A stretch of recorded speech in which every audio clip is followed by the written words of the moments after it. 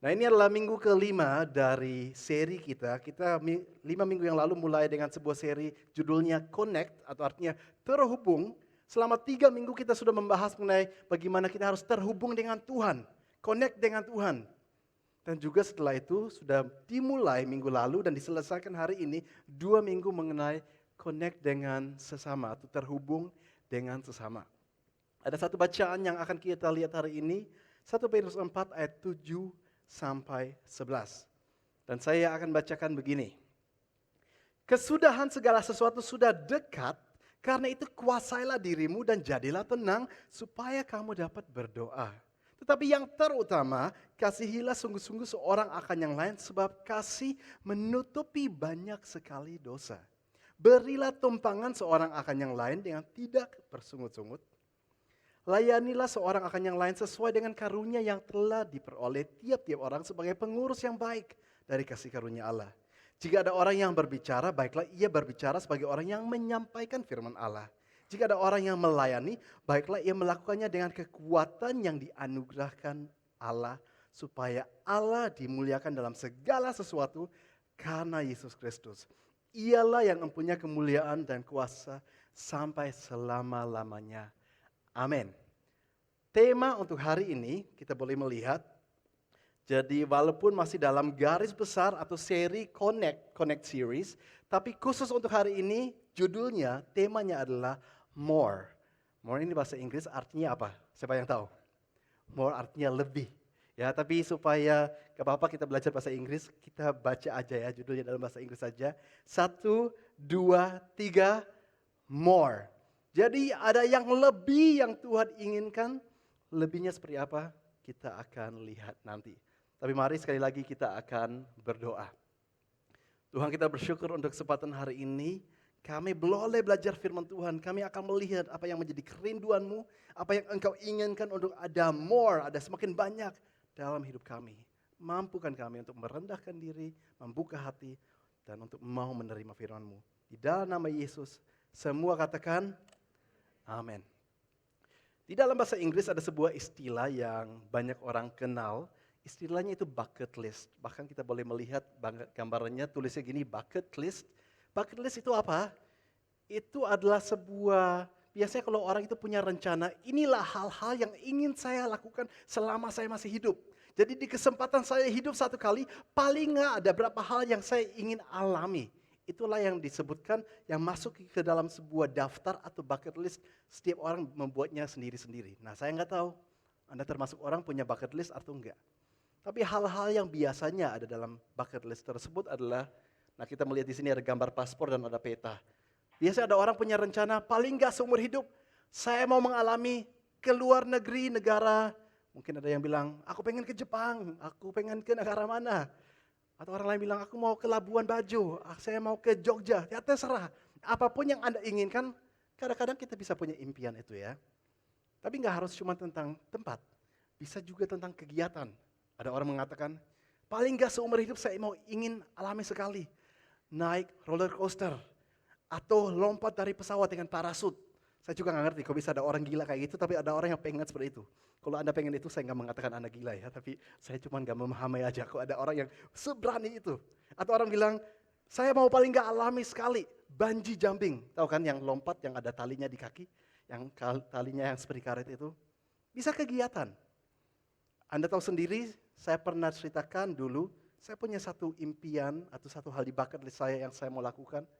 Belum sempat karena selalu berhalangan aja ya kesibukan pekerjaan dan pelayanan. Saya ingin sebenarnya satu kali ke Spanyol, untuk saya bisa jalan dari ujung Spanyol ke ujung Spanyol itu 800 kilometer. Ada satu jalan yang sangat terkenal, setiap tahun puluhan ribu orang yang menyelesaikan jalan itu.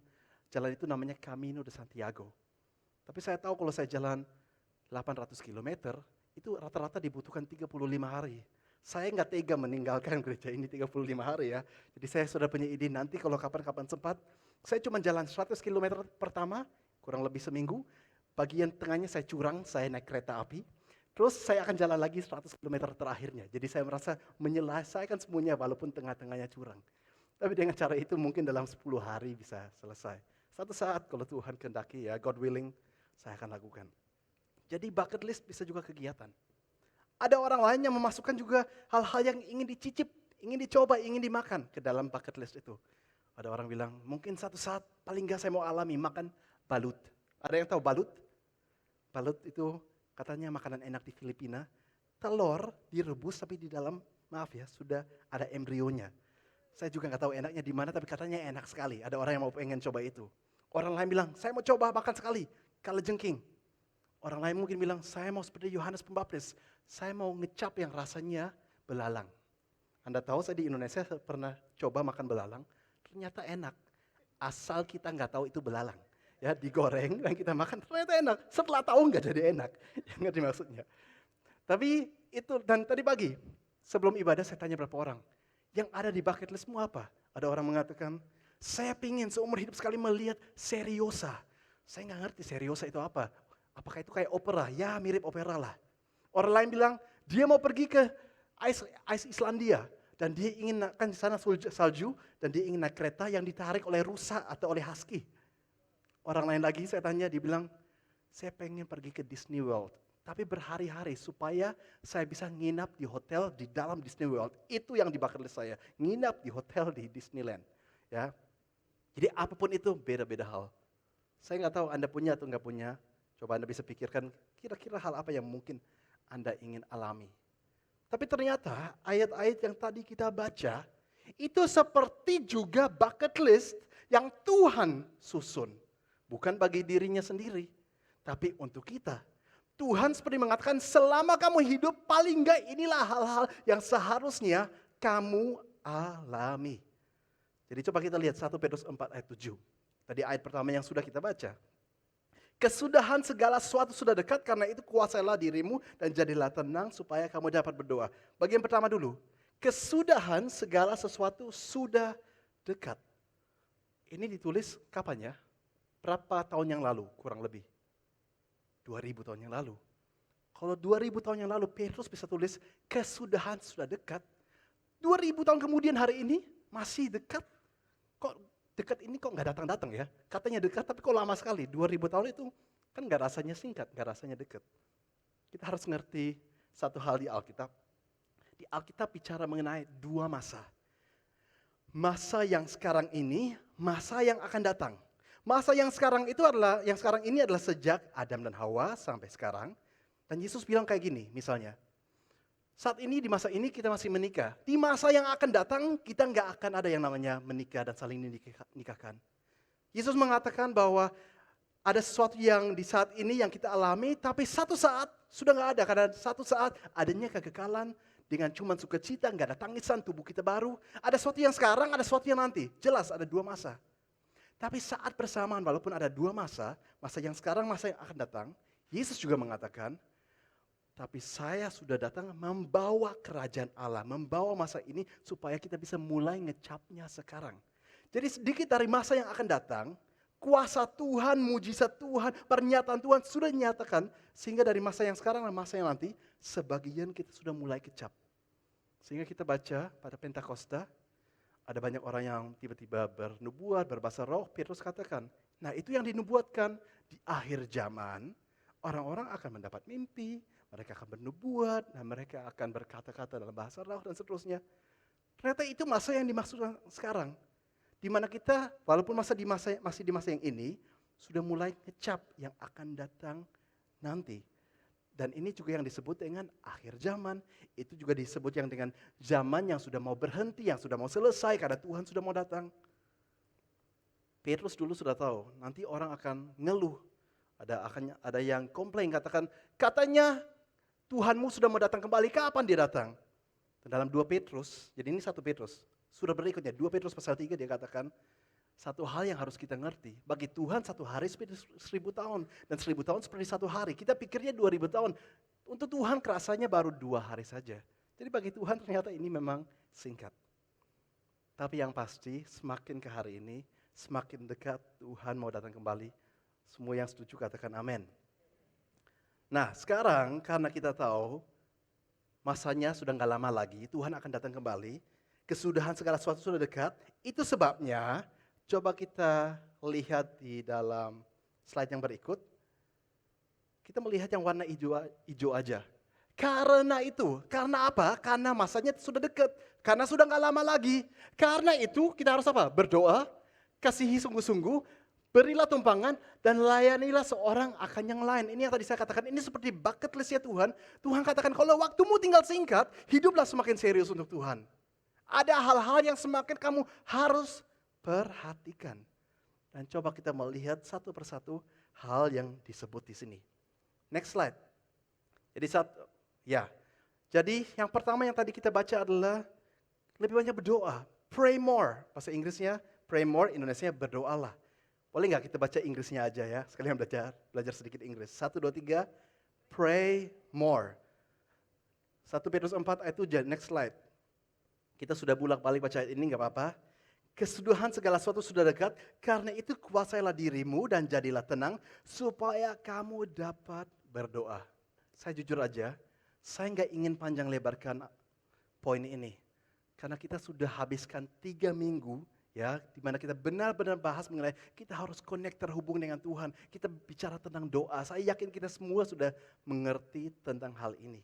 Tapi kalau saya bisa rangkum dengan satu kutipan, saya yakin pernah kita dulu dengar kutipan ini. Kutipannya begini. Kalau bicara mengenai doa, every man is as close to God as he wants to be. Setiap orang dekat dengan Tuhan sebagaimana yang dia inginkan. Bukan seperti yang Tuhan inginkan, tapi seperti yang kita manusia inginkan. Karena kalau dari Tuhan, dia ingin semuanya dekat. Kalau dari Tuhan, Tuhan ingin semuanya terhubung. Seringkali manusianya, kitanya, yang gak mau mencari Tuhan, yang gak mau duduk di kaki Tuhan, yang gak mau berjalan dengan Tuhan. Pertanyaannya, apakah kita mau meresponi panggilan Tuhan yang dia sudah berikan untuk kita dekat dengan dia? Kalau hari ini ada orang yang gak dekat dengan Tuhan, itu bukan karena Tuhan. Tapi karena kita yang kurang meresponi apa yang Tuhan sudah sediakan. Karena waktunya tinggal dikit. Karena ini akhir zaman. Jadilah lebih serius. Kita lebih dekat dengan Tuhan. Semua yang setuju katakan amin. Dengan cepat kita lanjut. Poin kedua. Love more atau kasihilah lebih banyak. Kita baca bersama. 1, 2, 3. Love more. 1 Petrus 4 ayat 8.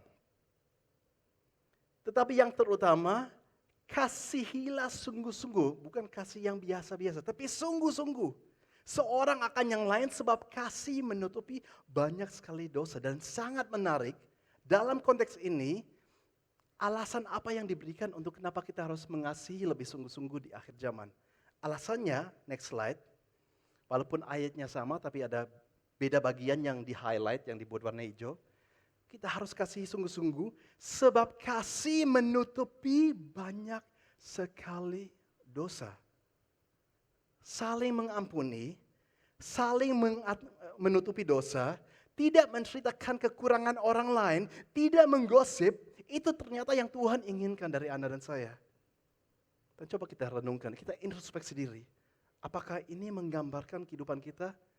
Kita suka tutupi kekurangan dan dosa orang lain.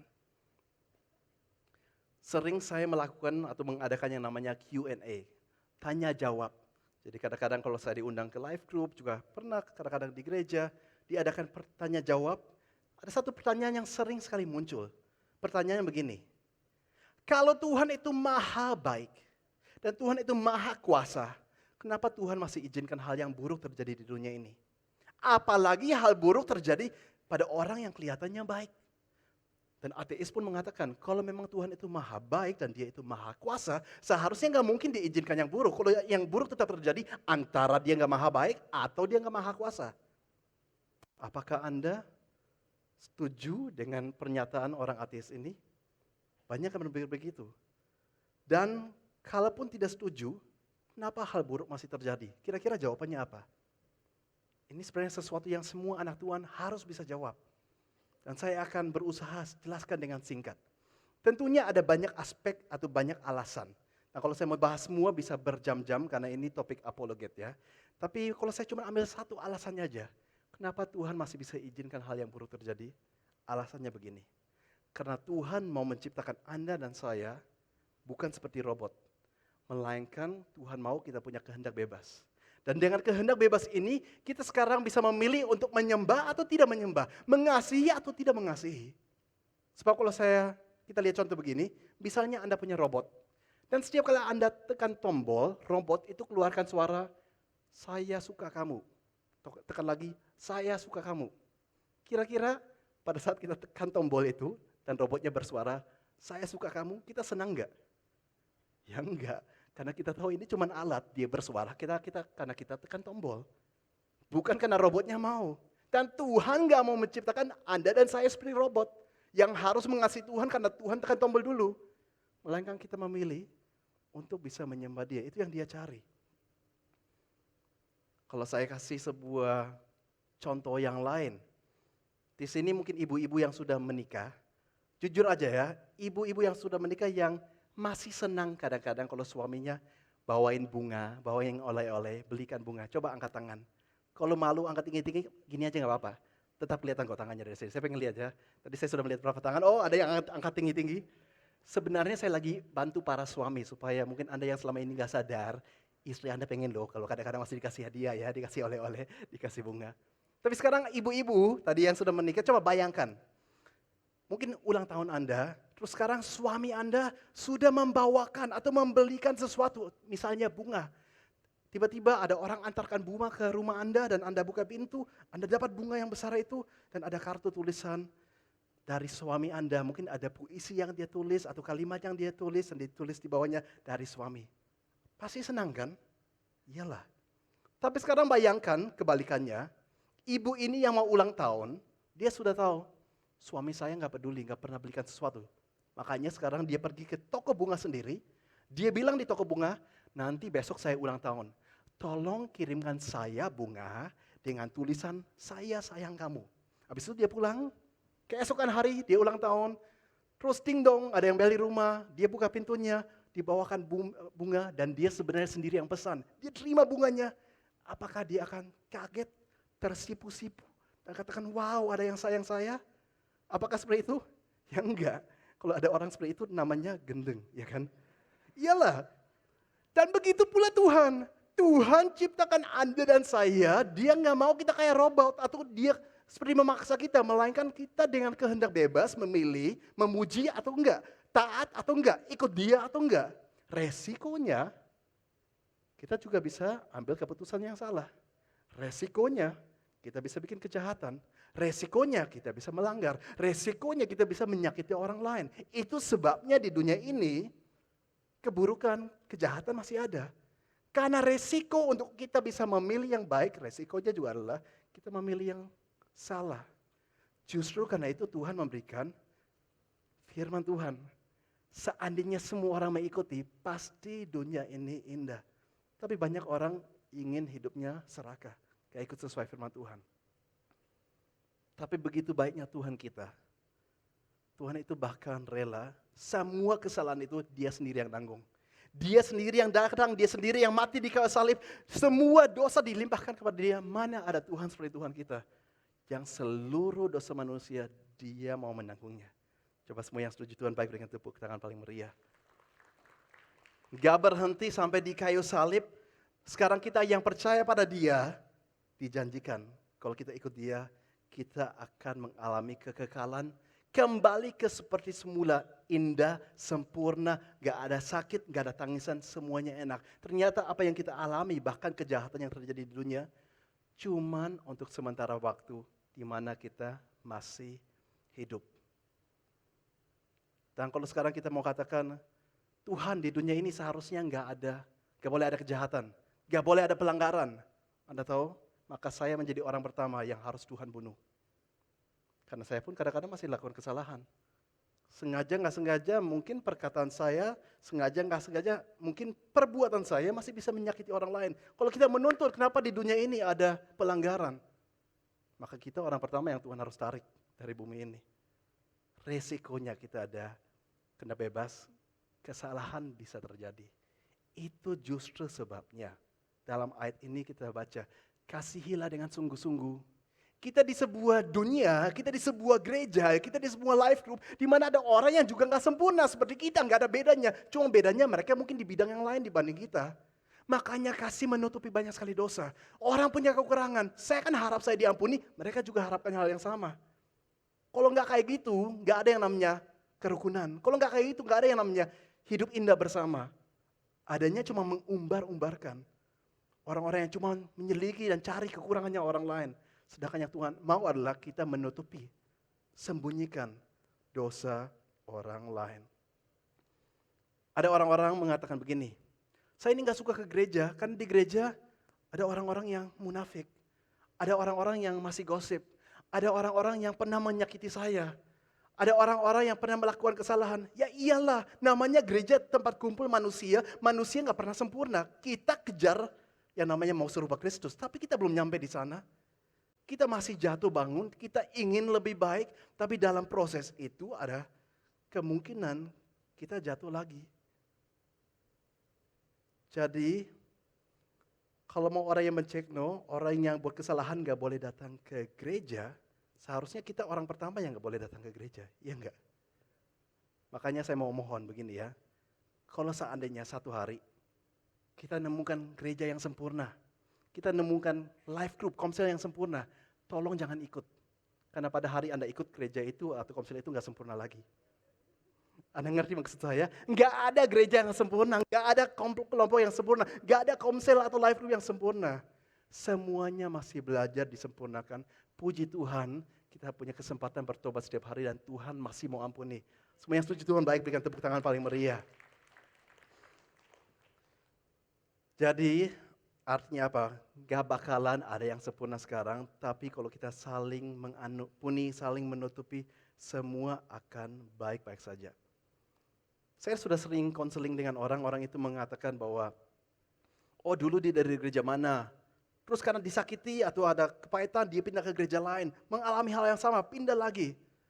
Terus saya lihat sebenarnya konklusinya cuma satu, bukan gereja-gereja itu yang salah, kamu yang salah. Tuhan mau proses kamu di hal yang sama, tapi kamu lari dan kamu lari dan kamu lari. Seharusnya Tuhan mau kamu bertumbuh.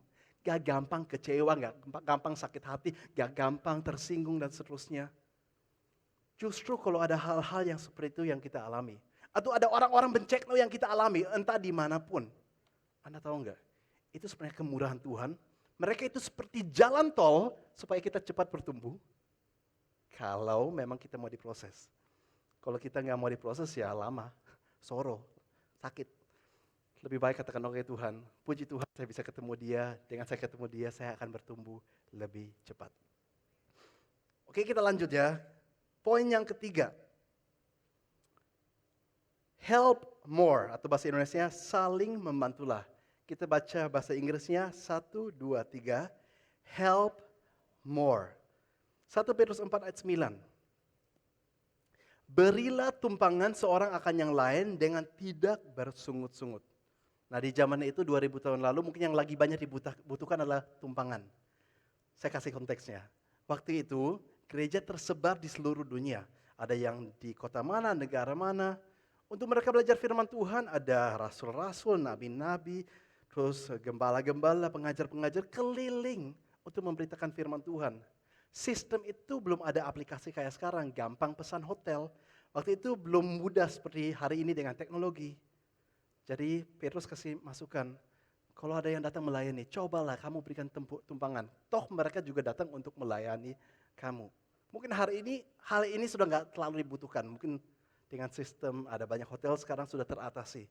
Tapi intinya tentang apa? Intinya tentang saling membantu. Orang punya kebutuhan itu yang bisa kita bantu. Dan sangat menarik bagaimana kalimatnya dilanjutkan begini. Berilah tumpangan seorang akan yang lain atau aplikasi hari ini. Coba saling bantulah dengan tidak bersungut-sungut. Kira-kira kenapa Petrus mengatakan jangan bersungut-sungut? Karena yang namanya saling bantu seringkali gak nyaman. Saling bantu seringkali berkorban. Saling bantu seringkali namanya gak enak, pikul salib. Tapi justru itu yang akan membuat kita semakin serupa Yesus. Yesus yang sering tergerak oleh belas kasihan ingin kita menjadi orang yang belajar peduli. Belajar melihat kebutuhan orang lain. Dan sama seperti Yesus tergerak oleh belas kasihan. Menjadi orang yang bukan cuma mau nyaman, tapi orang yang jadi rela direpoti demi bantu orang lain. Jadi mari kita hari ini introspeksi diri. Apakah kita bukan hanya cari nyaman, Tapi apakah kita juga suka bantu orang lain? Kalau dalam konteks sebuah gereja yang bertumbuh, semakin lama ini bisa menjadi hal yang semakin susah. Kalau gerejanya bukan lagi belasan, bukan lagi puluhan, apalagi kalau sudah jadi ratusan bahkan ribuan orang, seringkali sudah nggak saling kenal. Seringkali kita datang ke gereja, kiri, kanan, depan, belakang yang duduk, setiap kali kita datang orangnya beda. Jadi seringkali karena kita cuma lihat orang sekilas-sekilas, kita nggak tahu kebutuhan orang, apa yang mereka butuhkan. Di sana kita lihat sistem Alkitab begitu bagus. Pada saat gereja bertumbuh besar, harus bertumbuh kecil. Artinya apa? Ada kelompok-kelompok kecil. Minggu lalu Pastor Alfi membahas bahwa di Kisah Rasul, selain ada ibadah raya yang banyak orang hadiri, ada juga ibadah di rumah-rumah. Supaya orang punya yang namanya keluarga secara rohani. Yang mereka saling kenal, saling peduli, saling menolong. Karena kita butuh yang namanya keluarga di dalam Tuhan. Ada gereja di Singapura, mereka punya moto yang bagus banget. Motonya begini, nanti saya terjemahkan. Find a need and meet it, find a hurt and heal it. Artinya, temukan kebutuhan dan penuhi kebutuhan ini. Temukan kesakitan dan sembuhkan sakit itu. Jadi bukan cuma kalau kita lihat kebutuhan, oke ya saya doakan. Doa itu bagus, doa itu luar biasa, tetap doakan. Tapi jangan cuma doa toh. Kalau Tuhan sudah memberikan kita kemampuan, entah itu secara harta, secara waktu, atau secara tenaga untuk kita bisa bantu orang lain. Dan seringkali kalau nggak disengaja, nggak akan muncul-muncul orang yang kita bisa bantu. Kita perlu untuk benar-benar membuka mata, melihat, berdoa Tuhan, siapa ya kira-kira? Dan semakin kita rela untuk ada yang namanya, kalau gereja ini ada life group, kelompok yang kecil, semakin kita akan kenal orang secara dekat.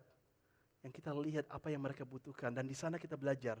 Saling melayani, saling menasihati, saling menguatkan, saling membantu, saling menopang, dan banyak kata salin lainnya. Tapi kalau kembali ke ayat ini yang bicara mengenai berilah tumpangan, tadi saya sudah katakan kita boleh artikan sesuai konteks. Intinya saling bantu kan. Tapi Anda tahu sejak saya tinggal di Indonesia,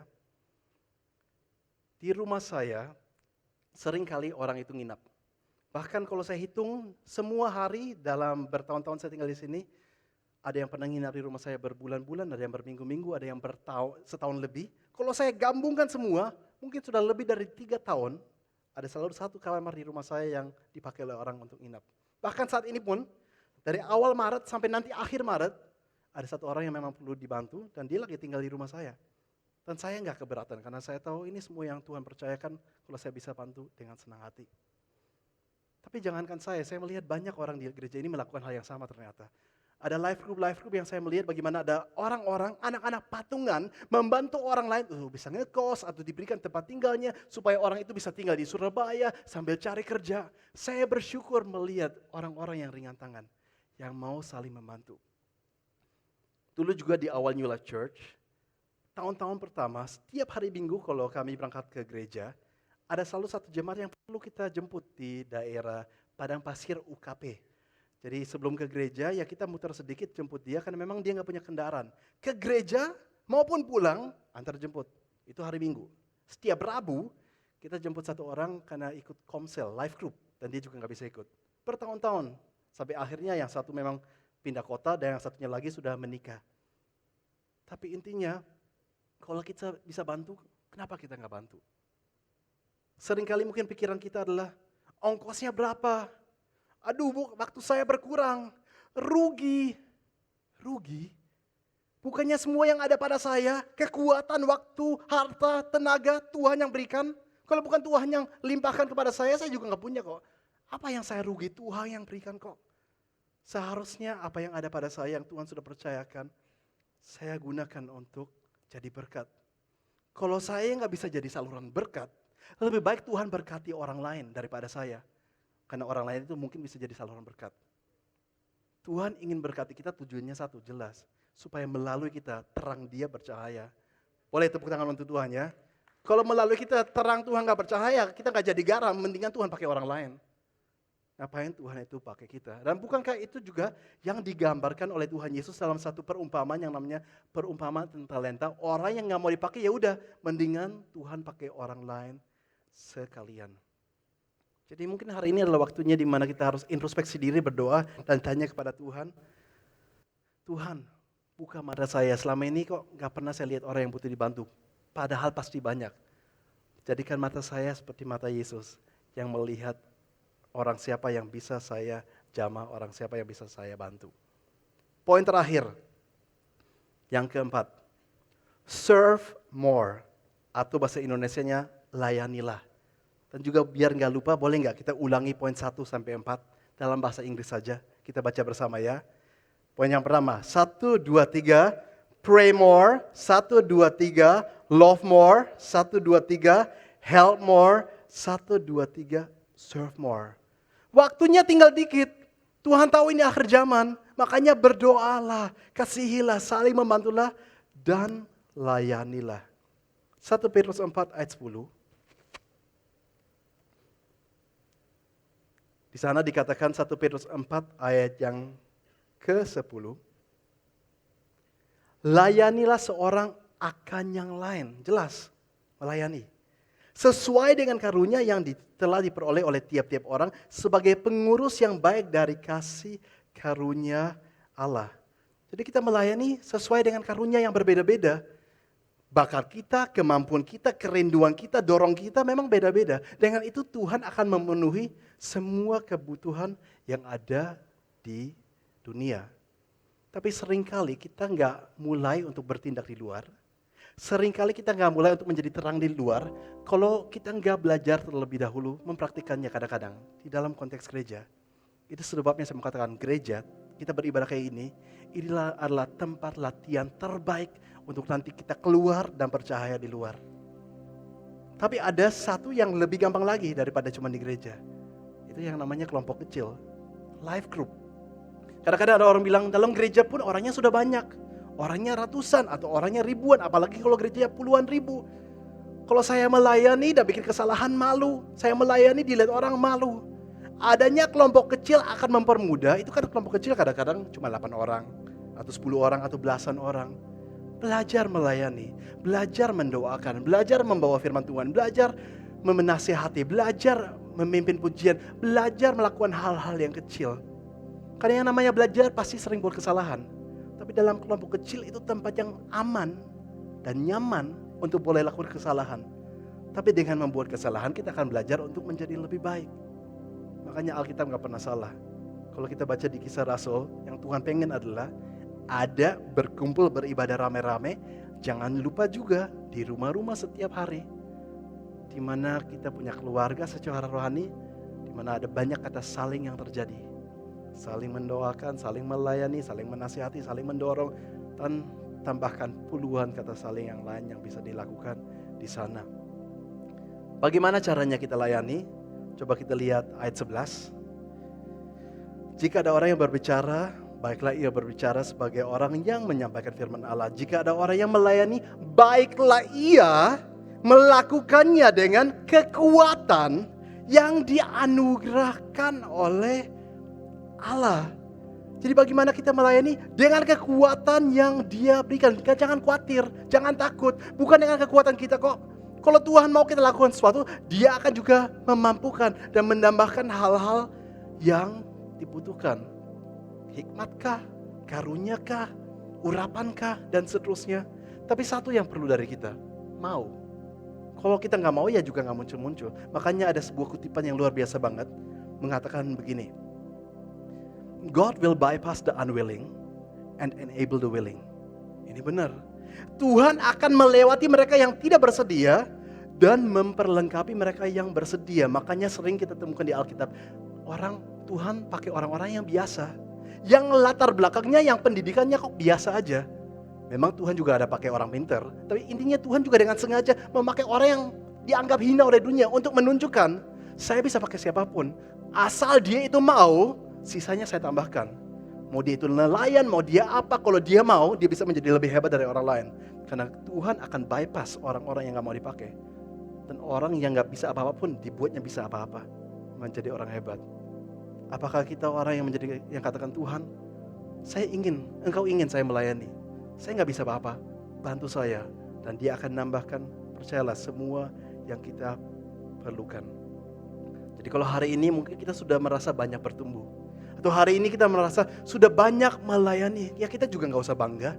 Semuanya ternyata karena kekuatan yang dianugerahkan Allah. Seperti tadi yang kita baca dalam ayat ini. Kalau hari ini kita merasa saya sudah berdoa, kan poinnya hari ini adalah apa? Berdoa, mengasihi, membantu melayani. Saya sudah semakin banyak berdoa. Saya juga sudah semakin banyak mengasihi. Ya itu karena kekuatan yang Tuhan berikan. Ngapain saya bangga? Saya sudah semakin banyak membantu orang lain. Ya itu karena Tuhan yang memampukan saya. Saya sudah semakin banyak melayani, melebihi orang lain. Ya puji Tuhan. Gak usah sombong. Itu juga karena Tuhan yang sudah anugerahkan kekuatan kepada saya. Tujuan itunya apa ya? Kenapa Tuhan mau kita melayani? Jelas 1 Petrus 4 ayat 11 mengatakan, yang hijau aja ya saya baca. Supaya Allah dimuliakan dalam segala sesuatu karena Yesus Kristus. Orang lain akan katakan, wow, itu ya ternyata orang yang ikut Yesus. Tuhan memampukan, ada sebuah hubungan yang luar biasa. Kemanapun mereka pergi, ada sukacita, ada damai sejahtera. Mereka itu membuat orang melihat kemuliaan Tuhan. Tuhan yang dimuliakan. Jadi ternyata kalau Anda itu bisa melayani di luar sana, Anda itu bisa melayani di dalam gereja, Anda bisa melayani di dalam life group.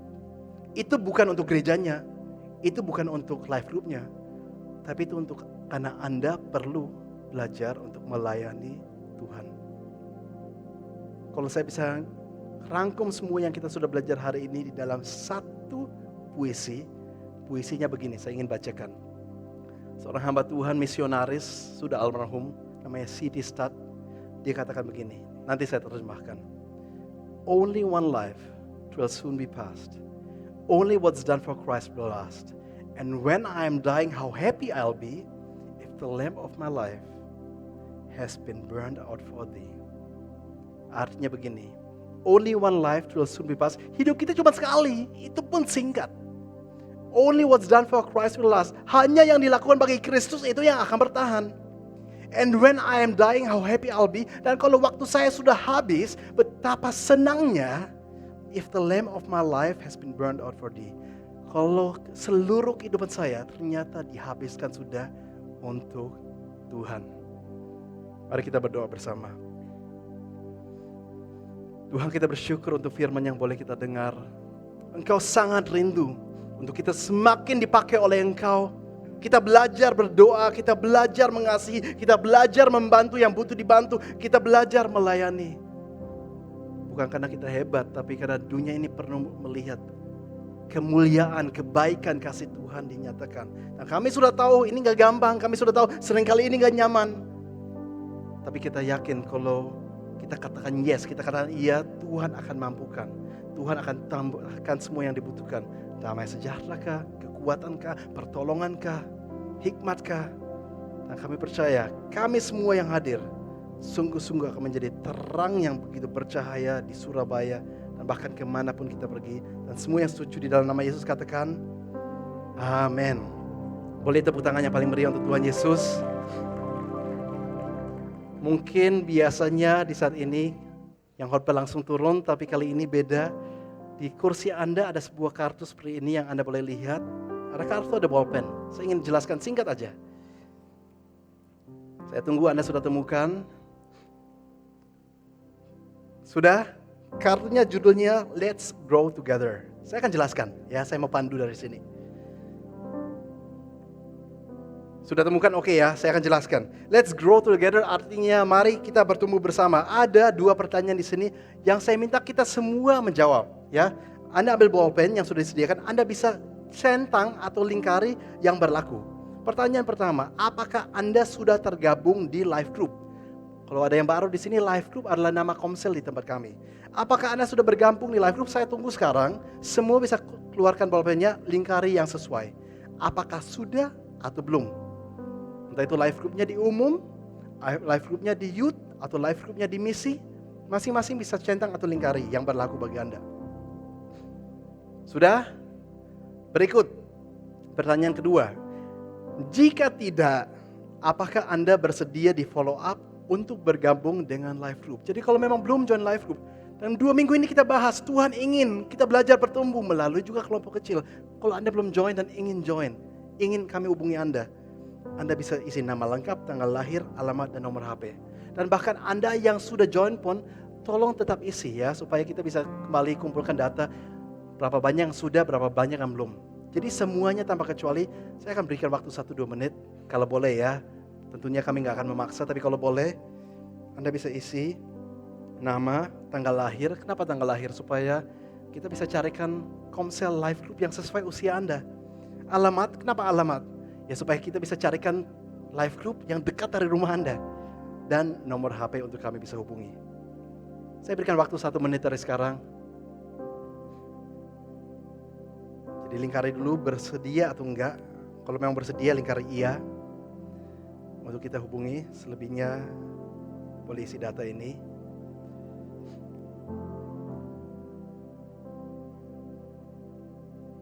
Sedikit waktu lagi. Masih ada setengah menit ya. Gak usah buru-buru, take your time. Bagi yang sudah selesai, ini adalah waktunya kita latihan sebagai satu gereja untuk bersabar. Ya, sabar juga bisa dilatih. 15 detik, apakah cukup atau kurang? 10, 9, 8,